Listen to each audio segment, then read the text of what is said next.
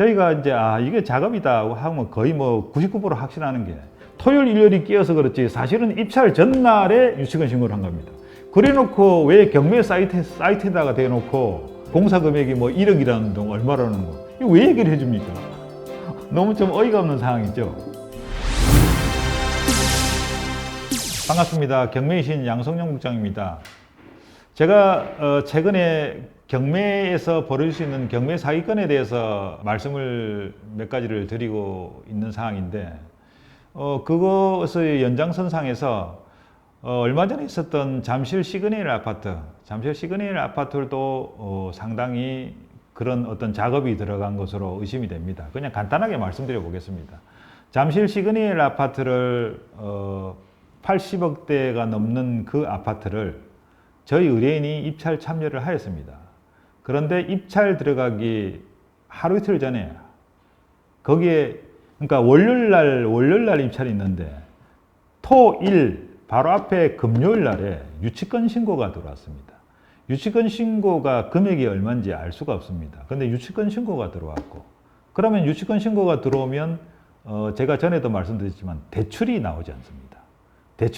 대출을 일으키는데 상당히 어려움이 있어서 그때 이 물건을 들어가려고 했던 사람들이 몇 사람 있는 것으로 저는 알고 있었는데 아무도 들어오지 않았습니다. 근데 저희하고 낙찰자 단 2사람이 들어갔습니다. 여러분 어떤 느낌이 듭니까? 저희는 유치권 신고를 하지 않았습니다. 그런데 유치권 신고가 들어왔어요. 근데 누군가가 낙찰을 받아갔습니다. 그러면 유치권 신고를 해서 이득을 본 사람이 범인일 가능성이 상당히 있겠죠. 왜 뜬금없이 유치권이냐? 잠실 시그널이에요.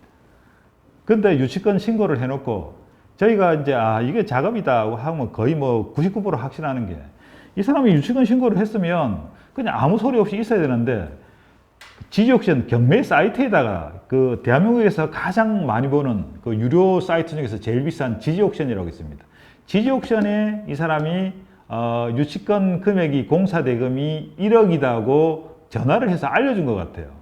아니 내가 유치권 신고를 하면 유치권 신고 뭐 낙찰자한테 뭐 받든지 뭘 하든지 그래 뭐 어떻게든 받으면 될 일을 그거를 입찰 직전에 토요일 일요일이 끼어서 그렇지 사실은 입찰 전날에 유치권 신고를 한 겁니다. 그래놓고 왜 경매 사이트에다가 대놓고 이거를 유치권 금액 공사 금액이 뭐 1억이라는 둥 얼마라는 거 이거 왜 얘기를 해줍니까? 너무 좀 어이가 없는 상황이죠. 말이 안 됩니다. 근데 이거를 하루 전에 이 유치권 신고를 하면 그 경매계에서 법원에서는 어떤 상황이 벌어지냐면 시간이 있으면 유치권 신고서가 들어오면 금액을 확인해서 매각물건 명세서상에 유치권이 들어왔다는 것을 기재를 해줍니다. 기재해서 유치권이 어느 회사에서 몇 월 며칠자 유치권이 들어왔는데 공사대금이 얼마다 이렇게 안내를 해주게 되어 있습니다. 그런데 바로 전날에 유치권 신고를 하니까 법원에서 그거를 기재할 시간이 없습니다. 그 다음날에 바로 경매가 진행됩니다. 이런 상황이 벌어진 거예요. 그런데 자기가 그거를 유료 사이트 제일 사람들이 많이 보는 유료 사이트에다가 공사대금이 얼마다 얘기해 줄 이유가 없는 거죠. 근데 얘기까지 해주고 어쨌든 다른 사람들은 이거를 유치권이 신고가 들어오는 이상 대출하는데 엄청난 지장을 초래하기 때문에 이거 유치권 신고가 들어간 유치권이 있는 물건들은 대출이 안 나오기 때문에 옛날에 이거 가지고 이 경매 브로커들을 경매하는 이 나쁜 무리들이 엄청난 짓거리를 많이 했습니다. 그래서 형사사건에 대해서 완전 그 실형을 받고 한 그런 케이스 물건들도 정말 많습니다.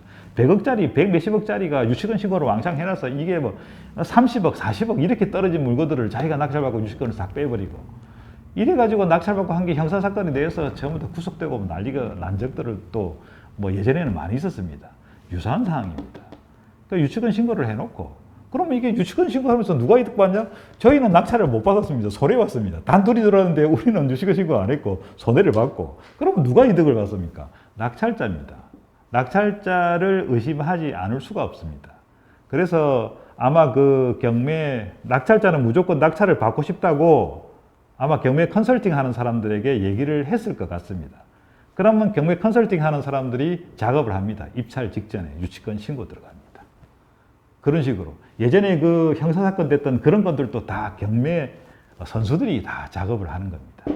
이것도 아마 그런 똑같은 그 일환으로서 경매 전문가, 경매 컨설팅 하는 사람들이 아마 유치권 신고를 하지 않았을까. 제 생각은 그러합니다. 그래서 이거를 저는 이 건도 똑같이 경매 컨설팅, 경매 전문가라는 사람들이 한 작업의 한 유형일 것이다. 이렇게 생각하고 여러분께서도 참고를 하시라고 말씀을 드렸습니다. 그럼 지난번에 저희가 말씀드린 경매 사기, 뭐 바지를 세운다든지 뭐 이런 행태들을 뭐 그런 것들을 여러분들이 좀 아시면 도움이 될 만한 그런 것들을 기회가 있을 때마다 이렇게 하나씩 말씀드리도록 하겠습니다. 감사합니다.